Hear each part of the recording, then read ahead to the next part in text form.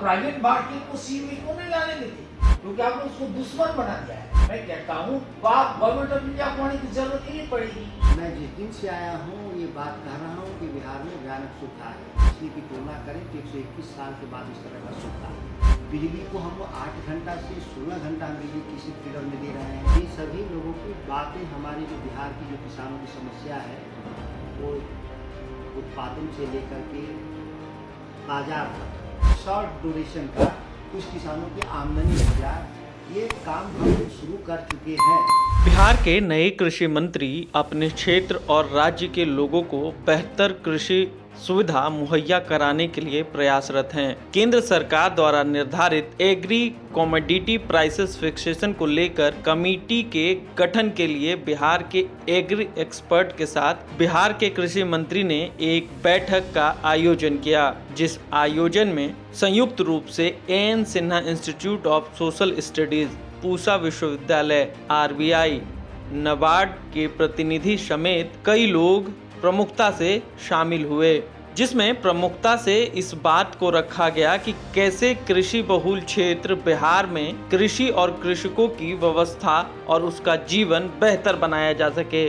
कुल मिलाकर अगर हम देखें तो यह बात तय है कि नए सरकार में बिहार के किसानों को लेकर काफी बातें हो रही हैं और उनके लिए कुछ ठोस कदम उठाने का प्रयास भी लगातार जारी है। वहीं सुधाकर सिंह का कहना है कि कृषि क्षेत्रों में आत्मनिर्भरता लानी होगी और बिहार के कृषकों को खुशहाल माहौल देना होगा ताकि उनके बच्चे यहीं अपना जीवन यापन कर सकें। साथ साथ उन्होंने यह भी कहा कि पूरे बिहार में सुखाड़ हो गया है, जिसके मद्देनजर त्वरित रूप से कार्रवाई करते हुए किसानों को डीजल अनुदान रिलीज किया जा रहा है, जिसके मार्फत वो अपने फसलों को बचा सकें और उसको बेहतर तरीके से सींच सकें। वहीं उन्होंने यह भी कहा कि मंडियों के जरिए फायदा पहुंचाने की बात भी बिहार में की जा रही है।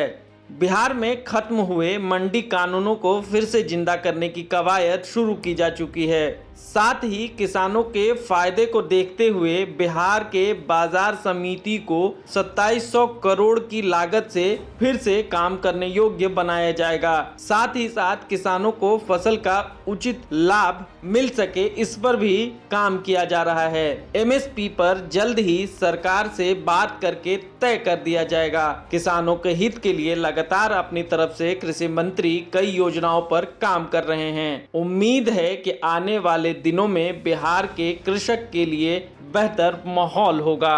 सुनिए सुधाकर सिंह ने क्या कहा। क्या क्या कुछ चर्चा की गई? आज की बैठक बहुत ही महत्वपूर्ण आज कृषि विशेषज्ञों के साथ बैठक थी, जो भारत की 3 कृषि कानूनों के समाप्त होने के बाद भारत सरकार ने जो कमेटी बनाई है कि प्राइस फिक्सेशन, एमएसपी या जो नए कानून बनेंगे, उसकी जो कमेटी जो बनी है, उस कमेटी के सामने बिहार